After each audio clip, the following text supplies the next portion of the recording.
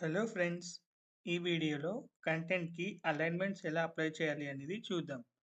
First నేను student details అని ఒక డేటాని ఎంటర్ చేసుకున్నాను. అండ్ అందులో serial number, name and city ఇచ్చి డీటెయిల్స్‌ని ఎంటర్ చేశాను.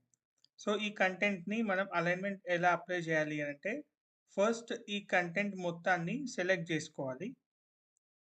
సెలెక్ట్ చేసుకొని ఇక్కడ అలైన్‌మెంట్స్ ఉన్నాయి గదా! ఈ అలైన్‌మెంట్స్‌లో మనం సెంటర్ పైన క్లిక్ చేస్తే సెంటర్ అలైన్ అవుతుంది. అండ్ ఇక్కడ రైట్ పైన క్లిక్ చేస్తే రైట్ అలైన్‌మెంట్ అవుతుంది. ఇక్కడ లెఫ్ట్ పైన క్లిక్ చేస్తే లెఫ్ట్ అలైన్‌మెంట్ అవుతుంది.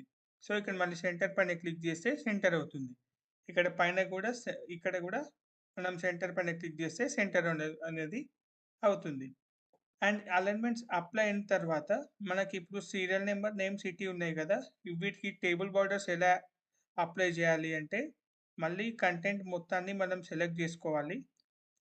సెలెక్ట్ చేసుకొని ఈ ఫాంట్‌లో ఇక్కడ మనం ఆల్ బోర్డర్స్ అని చెప్పి ఇక్కడ మనకి కనిపిస్తుంది గదా! ఈ ఆల్ బోర్డర్స్ పైన ఈ ఆల్ బోర్డర్స్‌ని సెలెక్ట్ చేసుకోవాలి. చేస్తే మనకి టేబుల్ బోర్డర్స్ అనేది అప్లై అవుతుంది.